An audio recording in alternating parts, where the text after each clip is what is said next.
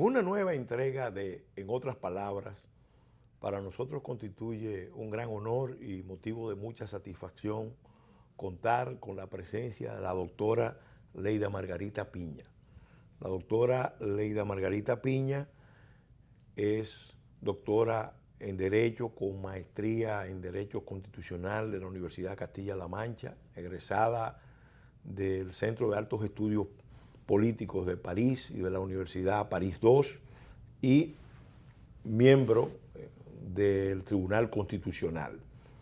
La doctora Leida Margarita Piña también por muchos años impartió docencia en centros de altos estudios en nuestro país y la hemos invitado en su calidad de autoridad en materia constitucional, miembro del Tribunal Constitucional, a conversar sobre un tema de mucha importancia, analizar el rol del Tribunal Constitucional en la democracia dominicana y quisiéramos, primero que nada, agradecerle haber acogido esta invitación. Realmente nos sentimos muy contentos y además plantearle una primera pregunta. Hay un gran pensador del constitucionalismo que es Hans Kelsen, que escribió una obra que se llamaba ¿Quién es el defensor de la Constitución? Y entonces esa pregunta siempre es una pregunta abierta. En el caso dominicano, ¿quién es el gran defensor de la Constitución? Muy buenas. Bueno, gracias. Quiero ante todo agradecer la gentileza de la invitación y la oportunidad que se le ofrece, en este caso, no solo a mí, sino al Tribunal Constitucional, que en cierto modo también represento, para, digamos, socializar algunos temas de relevancia con relación a nuestra labor con la teleaudiencia del programa y la ciudadanía en general. La pregunta es tan amplia como la había pensado su propio autor, el jurista austríaco Hans Kelsen, para muchos, indiscutiblemente, el más relevante jurista de todo el siglo XX. Sí. Digamos que yo preferiría, la defensa de la Constitución nos concierne a todos, a la ciudadanía en general, a los tribunales de la República, a los poderes públicos, a todos los actores políticos y sociales. Pero una respuesta de ese tipo nos llevaría a todos comprometidos y a nadie responsable. Yo prefiero en consecuencia destacar quién garantiza el cumplimiento de la Constitución. Y en este caso, realmente las decisiones del Tribunal Constitucional que controlan la constitucionalidad del ejercicio del poder, de las normas que nos rigen del sistema jurídico, y de la violación eventual que pudiera producirse no solamente por parte de los poderes públicos, sino también por parte de los particulares, pues corresponde garantizarla al Tribunal Constitucional. Ahí quisiéramos hablar del rol que viene jugando el Tribunal Constitucional. Quisiéramos una valoración como integrante que usted es del Tribunal Constitucional de cómo el Tribunal Constitucional ha venido cumpliendo su rol. Crear una institución de este tipo sí. No es una tarea sencilla, porque en la tradición nuestra el control constitucional siempre estuvo en manos de la Suprema Corte de Justicia. La reforma constitucional del 2010, la de Constitución del 26 de enero del 2010, en ese sentido marca una ruptura con lo que era la tradición y crea este órgano especializado en el control constitucional. Entonces quisiéramos una valoración general de cómo se viene cumpliendo el programa del Tribunal Constitucional en orden a fortalecerse en términos institucionales y sobre todo jugar el rol primordial que le fija la Constitución. Es una pregunta sumamente trascendente para, digamos, el funcionamiento del Estado Dominicano y de su democracia. Yo quisiera comenzar recordando que, naturalmente, desde que nosotros estamos constituidos en república, existe en la República Dominicana un control Sí. de la constitucionalidad ejercido por el sistema judicial, Sí. bajo el mecanismo de la excepción de constitucionalidad, o sea, en el caso... Control difuso. Control difuso, el llamado constitucionalmente control difuso, y que le permitía y le sigue permitiendo a cualquier ciudadano en medio de un litigio en los tribunales de la República, digamos, optar por la excepción de constitucionalidad y señalar la inconstitucionalidad de una norma que en ese momento se le esté aplicando a propósito de la litis que tiene pendiente en los tribunales. La Suprema Corte de Justicia, como tribunal que es, digamos, el último intérprete en materia del control de legalidad, ejercía, digamos, ese control último con relación a la excepción de inconstitucionalidad Sí. que un litigante pudiera hacer en los tribunales, como digo. Como bien decías, Pelegrín, la Constitución del 2010 hace una apuesta que nos inscribe de esa manera digamos, en el mapa latinoamericano con la Constitución, con la creación de un tribunal constitucional. ¿Qué significa eso dentro del sistema? Significa primero una preeminencia digamos, al principio de la supremacía de la Constitución, porque está focalizando en un órgano extrapoder todo el control de una eventual inconstitucionalidad por parte de los actores políticos o sociales o privados. Estamos hablando extrapoder con relación a los poderes públicos. Con relación a los tres poderes tradicionales, ejecutivo, legislativo y judicial. O sea, controla el ejercicio del poder.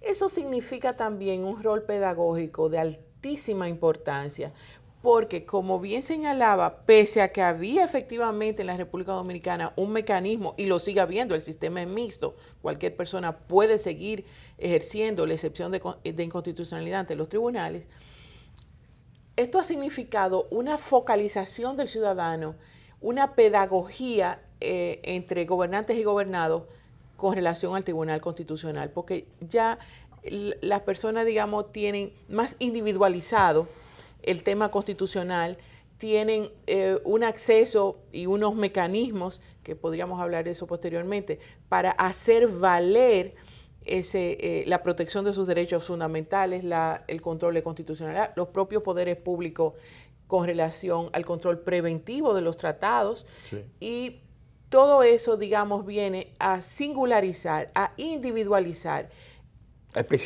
especializar de una manera mucho más, digamos, relevante porque individualizada al fin, y eso ha ejercido una pedagogía entre gobernantes y gobernados que creo que está rindiendo sus frutos. Es una apuesta también a la difusión de la Constitución, y ha promovido sistemáticamente también la educación constitucional, aún fuera del sistema educativo. No sé si me doy a entender. Sí. Eso es muy importante porque la constitución efectiva de un país no solamente está determinada por lo que digan los contenidos de su texto fundamental. La constitución efectiva depende mucho también de la conciencia constitucional que prime. Eso significa que los actores de una sociedad, en la medida en que interioricen los valores, los principios, el sentido de la Constitución como instrumento de racionalización y limitación del poder, juega un papel importantísimo. Entonces, esa pregunta, el tema de la conciencia constitucional en República Dominicana, hemos avanzado a partir de la Constitución del 2010. De hecho, la Constitución del 2010 representó un avance y es expresión de que había una conciencia constitucional que estaba exigiendo ese tipo de norma y sobre todo adoptada por procedimientos abiertos, plurales, participativos. Pero a partir del 2010 hemos avanzado en términos de mayor conciencia constitucional. Indiscutiblemente mi visión es que sí, y yo diría que desde antes de la promulgación de la Constitución, con el proceso de consulta para la formulación del texto constitucional. Fue una experiencia realmente relevante ver en esa consulta popular la participación de la ciudadanía, y ya eso comienza como un simiente importante para tomar conciencia de la importancia de la Constitución, o sea, de la garantía. Yo decía siempre, óigame, es el patrimonio más importante del que usted dispone, porque es el que le permite ejercer el conjunto de sus derechos. A mí me gusta mucho destacar, y lo hago prácticamente siempre, paso de repetitiva con este tema, con relación a que realmente una democracia, la materia prima de una democracia son los demócratas, son las personas que se adhieren al sistema, que cumplen sus normas, que interactúan con sus procedimientos y que hacen, como tú dices, eficaz la Constitución. Si nosotros no tenemos unos actores conscientes de eso, apropiados de sus derechos, empoderados, no es posible tenerla simplemente porque las normas existan, porque el texto fundamental exista. No es vivo, no tiene cumplimiento, no tiene ejecución, de manera que ese rol pedagógico y ese empoderamiento de la ciudadanía a mí me parece que ha crecido considerablemente desde la creación y el ejercicio que ha venido teniendo el Tribunal Constitucional. Es bueno recordar ahora, a propósito de lo expresado, que hay una sentencia de un gran constitucionalista alemán, Ferdinand Lassalle, que advertía que la Constitución que no era respaldada por fuerzas reales de poder se convertía en un pedazo de papel. Aquí en República Dominicana esa expresión la usó el doctor Balaguer, sí. No entró en muchos detalles de la fuente, y la gente se lo atribuyó al doctor Balaguer. Pero en términos concretos es cierto que la vigencia de una Constitución va a depender de la existencia de fuerzas reales de poder en una sociedad, y en la medida en que la ciudadanía esté empoderada, eso es una fuerza significativa que ponga en vigencia una Constitución. En definitiva, debe ser un instrumento de ciudadanización. Es una apuesta a la ciudadanización. En ese sentido, una información sobre las decisiones últimas del Tribunal Constitucional de acuerdos con el sistema educativo nacional para difundir los contenidos constitucionales. Eso nos ha llenado de regocijo. Nosotros tenemos algunas iniciativas, en particular una de la lectura de la Constitución por parte de los jóvenes de la educación primaria y media, con lo cual ya es un primer contacto, es una experiencia, digamos, eso que se convierte en vivencia y que ellos nunca van a olvidar, y de alguna manera es una forma de introducirlos en el texto constitucional. Pero ese anhelado acuerdo con el Ministerio de Educación para que sea obligatoria la formación y el estudio de la Constitución, como manda propiamente también nuestra ley fundamental, yo creo que es una apuesta totalmente transformadora que rendirá sus frutos. Bueno, es una cuestión de tiempo, pero que hay que dar el primer paso. Yo creo que eso... Vamos a hacer ahora una pausa, y en el próximo segmento continuaremos analizando otras vertientes de este importante tema, el rol del Tribunal Constitucional en la democracia dominicana.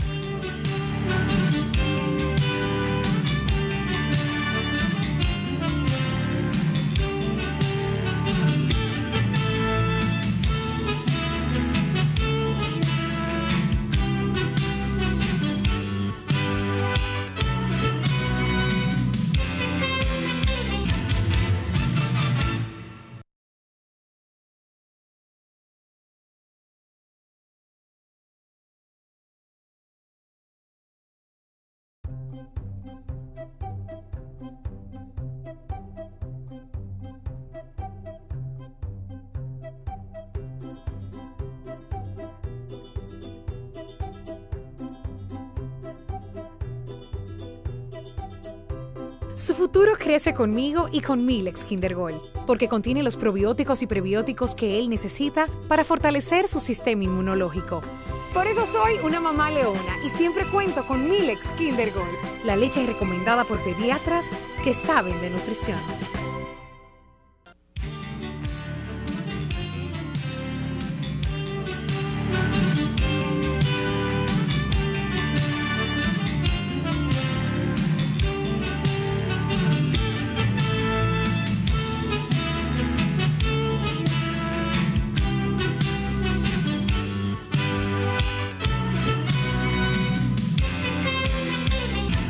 Continuando con este programa, en otras palabras, contando aquí con la compañía de la doctora Leida Margarita Piña, magistrada del Tribunal Constitucional, experta en Derecho Constitucional, programa dedicado a reflexionar, a analizar sobre el rol del Tribunal Constitucional en la democracia dominicana. Quisiéramos ahora en este segmento hablar de la tutela efectiva de los derechos fundamentales. La Constitución del 2010 no solamente amplió el marco de derechos y deberes, sino que estableció una serie de garantías y de vías a las cuales se podía recurrir para hacer efectiva ese marco de derechos, de libertades. Entonces, dentro de esos recursos, sin duda, hay varios, pero el más importante y el que más se emplea es el del amparo constitucional. La revisión, el recurso de amparo que termina o puede terminar eventualmente en el Tribunal Constitucional. ¿Cómo ha venido operando? ¿Qué tanto uso se está haciendo del amparo constitucional en nuestro país? ¿Cuáles son las limitaciones y cuáles son las posibilidades que tiene? Muy bien. La carga procesal más importante que tiene en este momento el Tribunal Constitucional justamente está constituida por las revisiones de sentencias de amparo. El amparo en nuestro sistema jurídico es residual, o sea, siempre que haya un medio eficaz para la protección de un derecho fundamental por las vías ordinarias, es el mecanismo que debe usar el litigante para proteger sus derechos. Sin embargo, en el caso de que esos mecanismos legales no sean los más eficaces, entonces viene a funcionar el amparo. El Tribunal Constitucional lo que tiene es la potestad de la revisión de una sentencia de amparo que ha sido, pronunciada en primera instancia por un juez ordinario. Nosotros en este momento es una institución jurídica, una instituta que viene con un desarrollo muy importante. Eso hace muy consciente a la gente de que tiene derechos y de que esos derechos son tutelados por el Tribunal Constitucional en revisión de amparo. Naturalmente, hay unos requisitos de admisibilidad con relación al plazo en el cual puede ser ejercida la revisión, unos requisitos de fondo. El tribunal, para darle un poco de más vigencia en su sentencia 007 del 2012, instituyó la especial relevancia constitucional, que es una figura jurisprudencial que nos viene de la jurisdicción española, y con esto pretendía un poco, modular la competencia del tribunal y no desnaturalizar el resto del sistema jurídico con una invasión del amparo en el Tribunal Constitucional. Sin embargo, hemos sido sumamente liberales en ese caso y digamos que para nosotros hemos dejado abierta la vía. En cierto modo es una manera de que conocemos la mayoría de la... Un requisito de fondo es que esa violación haya sido invocada antes por el justiciable en la jurisdicción ordinaria. O sea, haya señalado, se me violó este juez en apelación, en o en última instancia, en casación, me violó un derecho fundamental. Entonces nosotros, que no somos juzgadores de los hechos, eso es muy importante aclararlo, digamos, examinamos la alegada violación o no de esos derechos fundamentales que alegan haber sido violadas en las jurisdicciones de la justicia ordinaria. Como decía, es la carga en este momento más importante que tiene el tribunal y desde luego eso pudiera tener el riesgo de que la gente tienda a señalar de forma sistemática una violación a un derecho fundamental para tener siempre potencialmente la vía abierta a la revisión constitucional del amparo.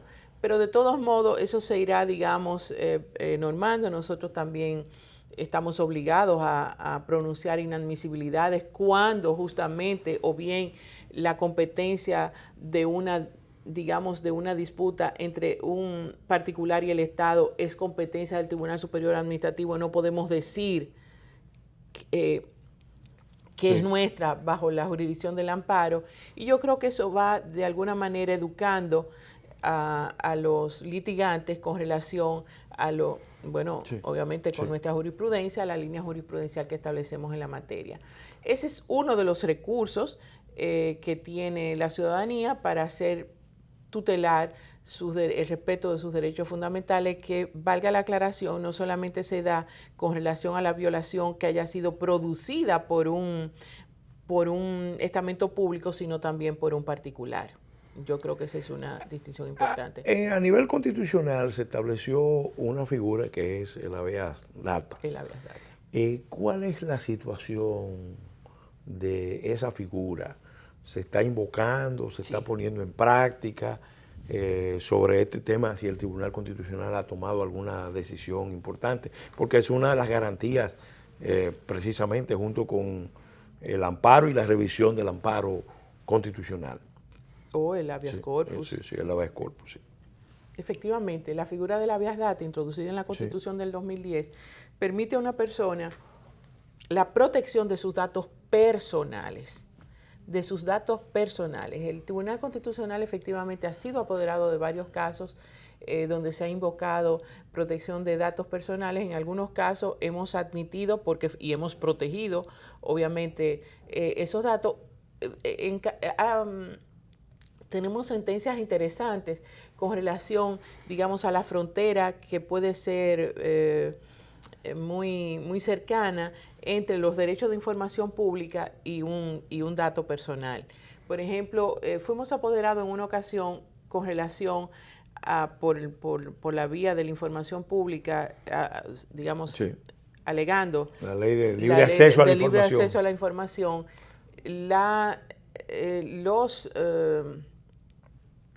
Los asesores que tenía la Cámara de Diputados. Okay. Nosotros decidimos que la Cámara de Diputados debía ofrecer la información, más preservando los datos personales concernientes a esos asesores. De manera que en varios casos efectivamente hemos tenido la oportunidad de establecer los límites de la habeas data, que a veces los justiciables han confundido con otro tipo de derechos o entienden. Recientemente estuvimos también apoderados de un caso con relación a una incautación de un dinero en la administración de aduanas, y que la persona por medio del habeas data procuraba el destino de que el informe era exacto, que es una confusión porque no eran datos personales. No eran datos personales. Ahora yo quisiera, porque hemos visto, sobre todo cuando el presidente Milton Ray ha hablado sobre las decisiones que ha tomado el Tribunal Constitucional, ha hablado del balance de sus decisiones.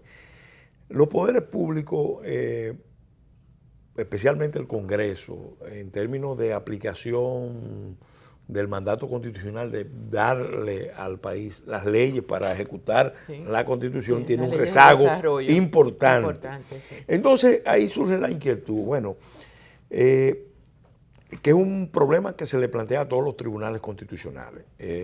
Hay una supremacía de la Constitución, las decisiones del Tribunal Constitucional son vinculantes a todos los poderes del Estado, a toda la ciudadanía. Viene la discusión sobre, bueno, qué mecanismo tiene el Tribunal Constitucional para enfrentar el tema del incumplimiento por parte de algún actor público o privado de sus decisiones. Nosotros en este momento es una pregunta muy importante porque efectivamente de ahí depende en cierto modo la eficacia de las decisiones nuestras. Lo ideal en una democracia sería que no tuviéramos que recurrir a ningún mecanismo, sino que por el solo carácter vinculante determinado en la Constitución, eso sea de una ejecución inmediata y sin discusión.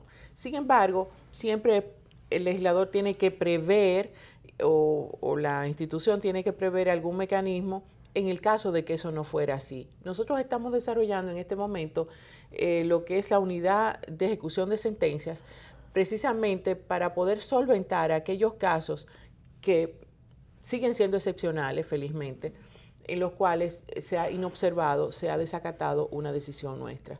Son muy pocos casos, nosotros estamos todavía en desarrollo de esa unidad, pero digamos que el problema jurídicamente se plantea que el tribunal ha pensado en una modalidad de desarrollo que no somos los únicos, otros tribunales naturalmente han tenido que intervenir de la misma manera. Y con relación al tema importante que señalabas de las leyes de desarrollo, aprovecho el programa y la oportunidad para resaltar la importancia de las leyes de desarrollo que exige la Constitución nuestra y lo que eso implica en el fortalecimiento democrático. Nuestra Constitución tiene un gran número de reservas de ley, o sea, le ha dado un gran número de temas y de aspectos. Si mal no recuerdo, eran 32 leyes que tenía que votarse para poner en práctica diferentes mandatos de la Constitución. De la Constitución. Eso con sus leyes, digamos, entre leyes orgánicas y leyes de desarrollo importantes. Pero la llamada reserva de ley es muchísimo más importante, o sea, tiene un número muchísimo mayor en nuestra Constitución, con lo cual el mandato que recibe del constituyente al legislador sigue siendo muy importante y hay un déficit todavía. Hay un tema importante, muy importante, porque el Tribunal Constitucional ha dictado sentencias históricas. Una de ellas fue la sentencia 168-13, que reafirmó y fundamentó sólidamente los criterios de la nacionalidad. Sin embargo, uno percibe que a nivel internacional hay todavía instancias que insisten en desconocer ese fuero, esa reserva propia de los estados, porque esos temas son del dominio reservado de los estados. Y ahora mismo hemos visto una decisión de la Comisión Interamericana de Derechos Humanos de ubicarnos en una lista infame de descalificación. El tema que nos interesa es sobre todo el tema conceptual del primado de la Constitución sobre los tratados internacionales, ese tema, porque la misma Constitución dice que en la medida en que los tratados son incorporados al ordenamiento jurídico, tienen fuerza de ley en nuestro país, pero ¿quién regula su entrada en vigencia y sobre todo cuando hay contradicción entre un fallo de un tribunal internacional y un fallo del tribunal nacional? Vamos a hacer un alto en este segmento y en el próximo segmento vamos a hablar de ese tema, que es un tema desde el punto de vista teórico y desde el punto de vista de las implicaciones prácticas, muy importante para la República Dominicana. Muy bien.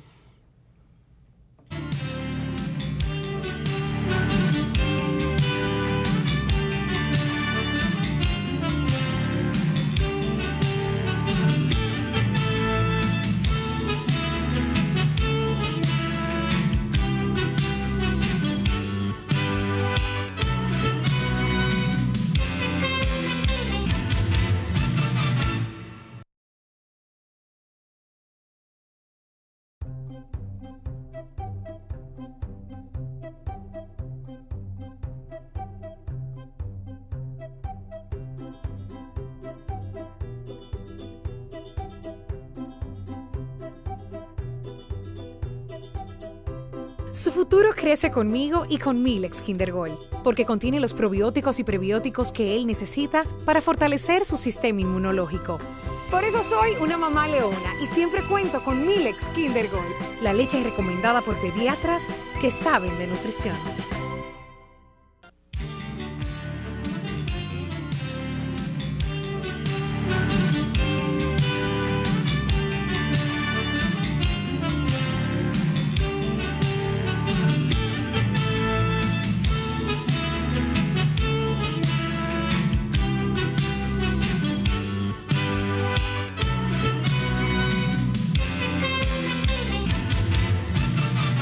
Continuando en este espacio, en otras palabras, dedicado a analizar sobre el rol del Tribunal Constitucional en la democracia dominicana, en el segmento anterior dejamos pendiente una pregunta sobre la vigencia de la Constitución, la primacía de la Constitución y entonces el tema de las exigencias de cortes internacionales para que el país revierta decisiones que ya se han tomado en el orden interno, en el fuero interno, que son de materia reservada al dominio de los estados, exclusiva de los estados. Efectivamente, el tema de la soberanía, por más que haya sido erosionado con los tratados, digamos, de cooperación y de integración, sigue manteniendo un núcleo duro, fundamental, ejercido por todos los estados del mundo, o sea, por todas las democracias tradicionales y contemporáneas, y que tiene que ver con la decisión respecto a quiénes son sus nacionales. Eso es un punto que a mí no me parece que nadie en su sano juicio pueda discutir, que es una prerrogativa de cada estado. De hecho, le ejercen con mucha vehemencia y con mucha, sentido de compromiso con sus nacionales, cualquiera de los estados europeos que nosotros pudiéramos considerar. Me explico, o sea, sí. España cambió su régimen de nacionalidad y ya no es el jus soli el que impera sí. en el Estado español. Bueno, pues la República Dominicana, en ejercicio también de su fuero de soberanía, pues efectivamente determina en su Constitución quiénes son sus nacionales. El Tribunal Constitucional fue apoderado de un caso, falló una sentencia que ha tenido una gran repercusión en el país, la 168-13, como tú mencionabas, donde delimitamos justamente el régimen de la nacionalidad, que dicho sea de paso, retomamos lo que ya había decidido la Suprema Corte de Justicia en el 2005 con relación a ese tema. De manera que con relación también a las consecuencias de eso y el tema colateral, el corolario de qué pasa en el país cuando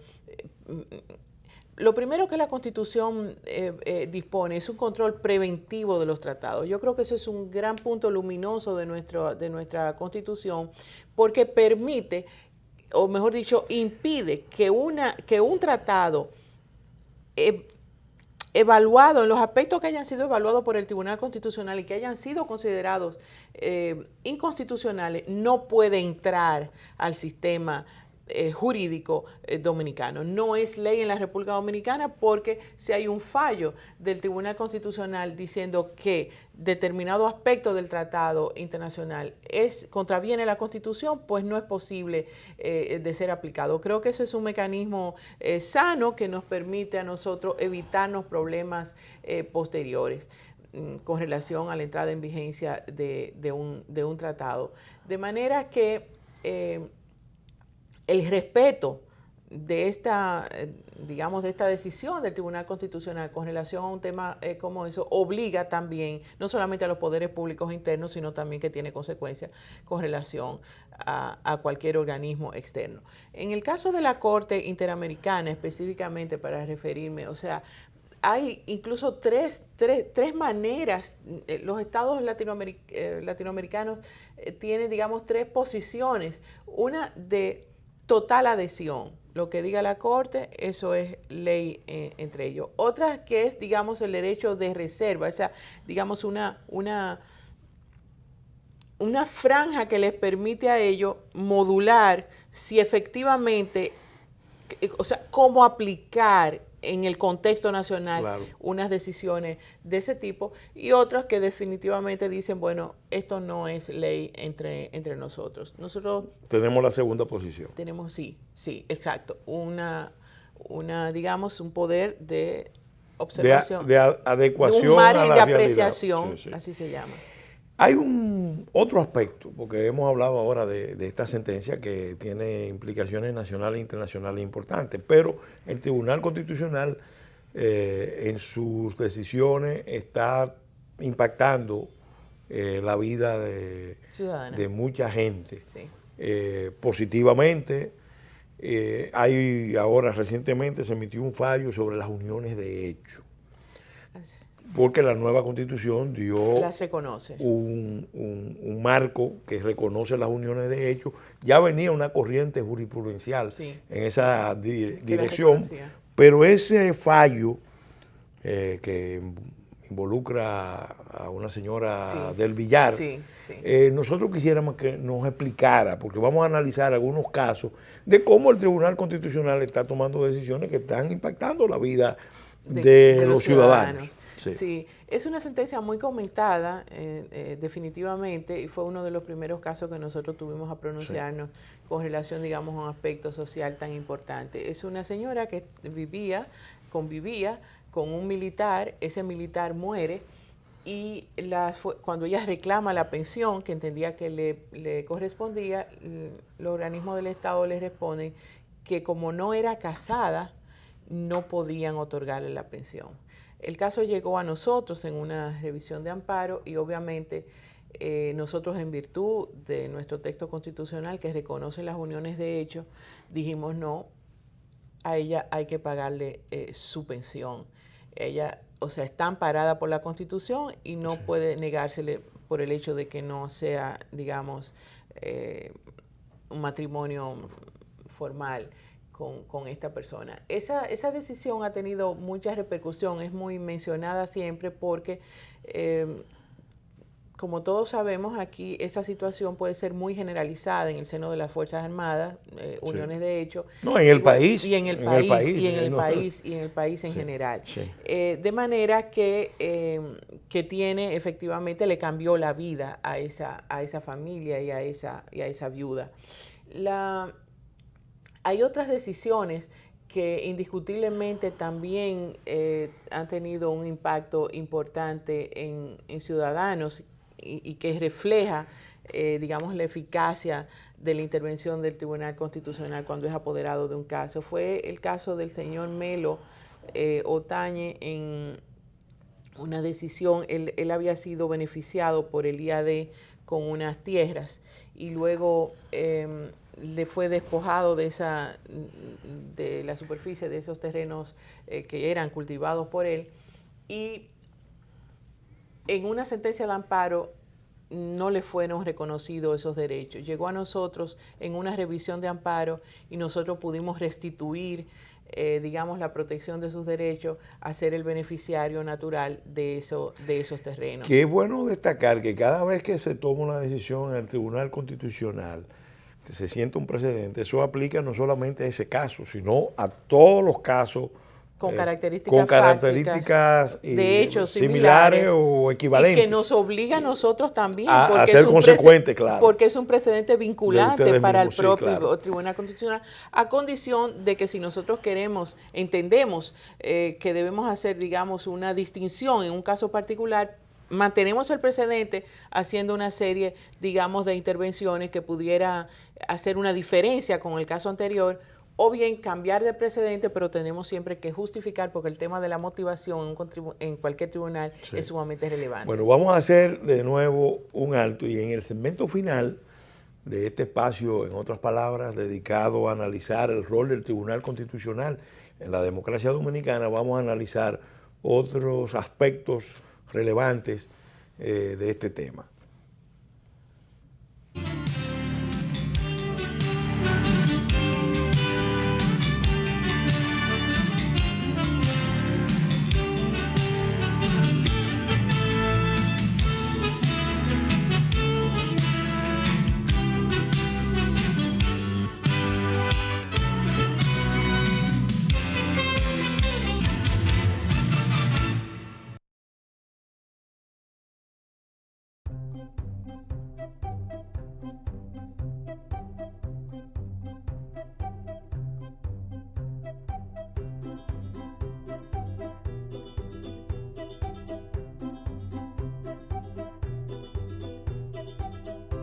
Su futuro crece conmigo y con Milex Kinder Gold, porque contiene los probióticos y prebióticos que él necesita para fortalecer su sistema inmunológico.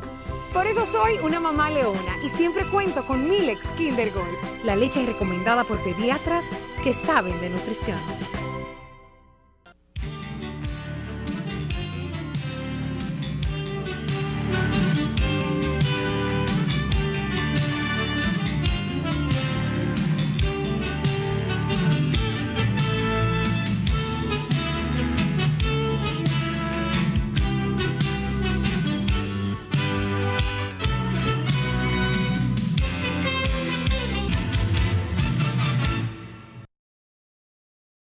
En el segmento final de este espacio dedicado a reflexionar sobre el Tribunal Constitucional, el rol del Tribunal Constitucional en la democracia dominicana, quisiéramos analizar ya otras vertientes de este tema. La Constitución del 2010 estableció una categoría de derechos colectivos o difusos. Y el Tribunal Constitucional ha tomado decisiones en esta materia respondiendo a solicitudes de grupos organizados que probablemente no tienen un interés directo, inmediato, pero sí ese interés general, difuso. Entonces, hay dos casos emblemáticos interesantes, que son, por un lado, el caso de Loma de Miranda, una decisión relevante. Yo tengo algunas inquietudes o reparos sobre la misma, pero sí es una decisión importante, muy importante. Y el caso de Cayo Levantado, que estaba siendo objeto de una reivindicación privada para apropiación privada. Entonces, grupos organizados actuaron y el Tribunal Constitucional tomó decisiones. Doy esos precedentes, porque sé que hay más, sí, para explicar un poco al público de este programa, en otras palabras, lo que son derechos colectivos y difusos y las acciones que se pueden intentar, y como estas que estamos conociendo. Lo primero es que la distinción es muy importante entre derechos colectivos y derechos difusos. Sí. Los difusos son aquellos cuya titularidad es universal, o sea, pertenece a toda la ciudadanía.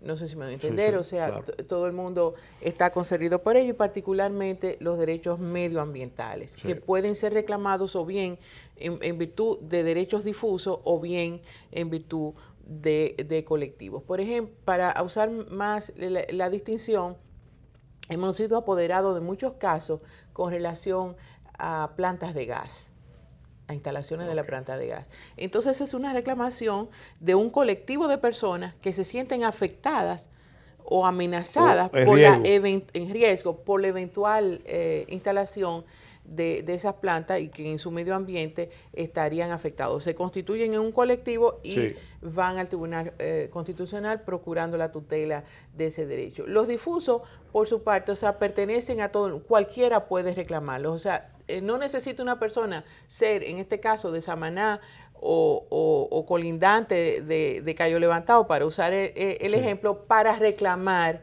digamos, la protección de ese interés que es un bien de todos. Y es lo que ha pasado justamente. Fuimos apoderados un interés privado, o sea, una familia reclamaba la titularidad de Cayo Levantado. El Tribunal Constitucional falló en el sentido de que era justamente un bien de toda la colectividad, que era un bien de todos los dominicanos, del dominio público, y que no podía ser objeto de enajenación por parte de un particular. Igualmente, el caso muy relevante que fue la 169-13, que digamos la 168 se llevó en cierto modo de paro la sentencia que es en relación a Loma Miranda, y que también es muy conocido por la ciudadanía, los reclamos de protección de ese espacio verde, de esa área protegida, que por una decisión del Tribunal Constitucional justamente vino a ser protegida en su condición de no de parque nacional porque no tenía esa condición, pero digamos de área protegida. De manera que igual pasaría, valga el ejemplo, con algún bien del patrimonio artístico, del patrimonio arquitectónico de la ciudad, y que eso podría efectivamente ser... Bueno, hay un grupo de ciudadanos que estuvo considerando, y creo que están trabajando en eso, de un recurso de amparo para la ubicación de la Torre Eiffel en el centro de... Pero eso es una materia que va a ser objeto probablemente de... Por eso no le voy a preguntar, magistrada, porque eventualmente usted tendrá que pronunciarse sobre eso. Sí. Sí hay un fallo que tomó el Tribunal Constitucional que quisiera compartir aquí con el público y un comentario o escuchar un comentario suyo, porque es una sentencia justa. El Tribunal Constitucional tiene que procurar concretar los valores constitucionales. Y uno de los valores de cualquier constitución democrática es la igualdad. El Tribunal Constitucional decidió declarar no conforme a la Constitución una decisión de la administración de cobrar unos impuestos a los dominicanos en el exterior. A los dominicanos en el exterior, oigan qué singularidad, se le cobraba el 50% más en el tema de las gerencias, en virtud de una ley que data de la época de Trujillo.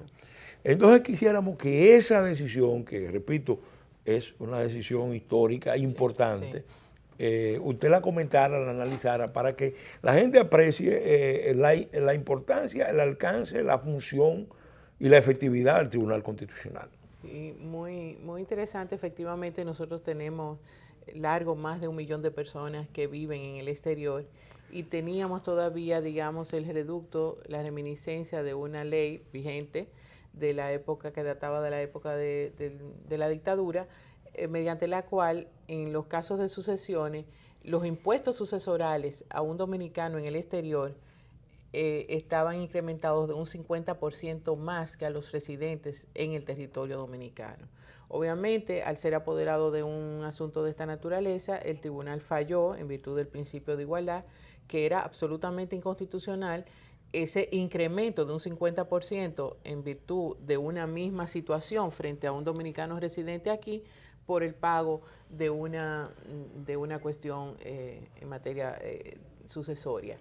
Es muy curioso, efectivamente, como bien decías, como bien resaltaba, porque es una legislación de la reminiscencia de la dictadura, pero que justamente viene a demostrar cómo en cualquier caso, legislación reciente o antigua, la violación de un derecho, de un principio, de un valor, como bien has dicho, y en este caso de un principio igual, como es el principio de igualdad, o sea, a personas en igual situación, igual tratamiento. Que no quiere decir tampoco que todo el mundo sea tratado, yo no sé si me voy a entender, indistintamente igual. Porque también es una forma de injusticia. Exactamente. Tratar igual a los desiguales es una forma de injusticia. Efectivamente, sino igual a los iguales. Sí. Hay un tema que no debemos omitir, soslayar en un programa hablando del rol del Tribunal Constitucional.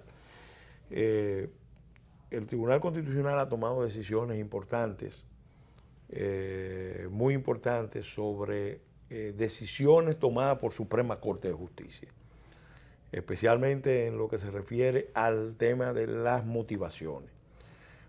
Parece que se interpusieron muchos recursos ante el Tribunal Constitucional. Ese caso se convirtió en algo relevante. El Tribunal Constitucional falló determinando que la Suprema Corte de Justicia había estado decidiendo con mecanismos estándares indeterminados de decisiones sin motivación o con motivación insuficiente. quisiéramos una explicación sobre ese fallo y sobre cómo una decisión a un poder del Estado, en este caso la Suprema Corte de Justicia, que alguien había anunciado que se iba a producir un choque de trenes, en realidad fue bien acogida y ha tenido un efecto virtuoso en términos de corrección de lo que era sin duda una mala práctica del Poder Judicial. Yo creo que es importante comenzar señalando justamente las relaciones muy armoniosas y de colaboración entre la Suprema Corte de Justicia y el Tribunal Constitucional. De hecho, en un tema ya más aparte, la colaboración es tan ostensible que nuestras audiencias son celebradas gracias a las facilidades que nos ofrece la Suprema Corte de Justicia.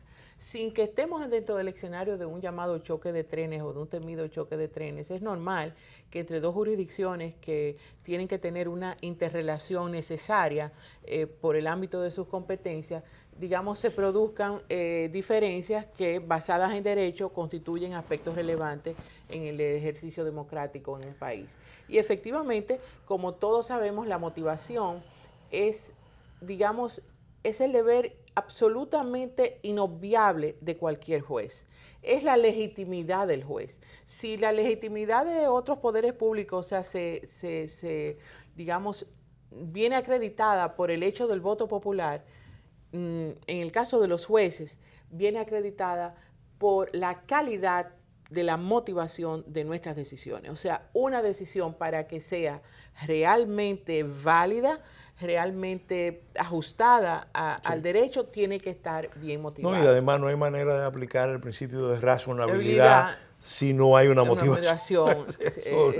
Una cuestión. Entonces, naturalmente la motivación tiene diferentes aspectos, y nuestra sentencia 9 del 12 desarrolla, justamente retomando, y resalto esto porque es muy importante, fue la propia Suprema Corte de Justicia quien había justamente comenzado a pautar las aristas y digamos los aspectos para que una motivación fuera completa y fuera suficiente. Algunas de nuestras decisiones efectivamente son reenviadas a la Suprema Corte de Justicia en revisión, sobre todo de recursos, naturalmente de recursos de decisión jurisdiccional, y porque la motivación con la cual ha sido apoderada, la decisión que nos ha sido apoderada, no satisface, digamos, los propios requerimientos de una motivación suficiente. En el minuto final, porque lamentablemente el tiempo se agota, quisiéramos una breve reflexión sobre los límites del juez constitucional. Este es un tema que siempre ha inquietado a los actores políticos. Eso es verdad. Es un tema para mí apasionante. Yo quisiera que ese tema se convirtiera hasta en un tema, digamos, muy socializado, en el sentido de que nosotros somos el último intérprete, el Tribunal Constitucional es el último intérprete de la Constitución, somos el garante de la supremacía de la Constitución, mas no por ellos tenemos poderes ilimitados en la interpretación y en el ejercicio de nuestras funciones. Nosotros estamos sujetos al cumplimiento de la Constitución. No pueden crear la Constitución. Exactamente. Y en nuestros criterios... O recrear la Constitución. Exactamente. Y en nuestros criterios interpretativos no podemos ir más allá de, digamos, de los métodos de interpretación que, aún con métodos diversos,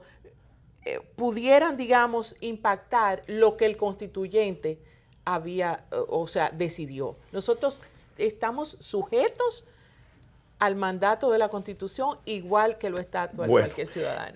Muchas gracias, magistrada Aleida Margarita Piña, por esta espléndida cátedra de Derecho Constitucional. En otras palabras, se siente realmente muy complacido de haber contado con usted en esta ocasión.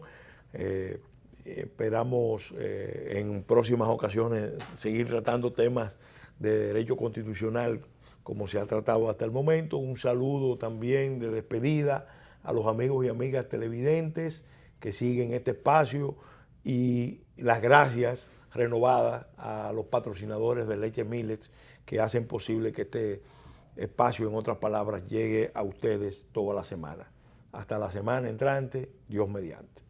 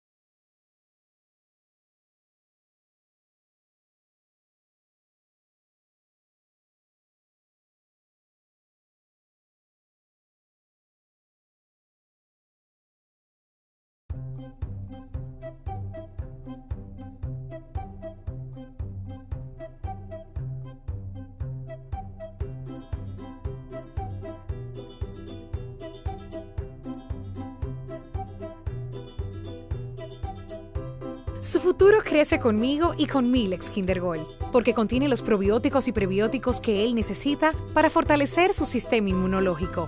Por eso soy una mamá leona y siempre cuento con Milex Kinder Gold, la leche recomendada por pediatras que saben de nutrición.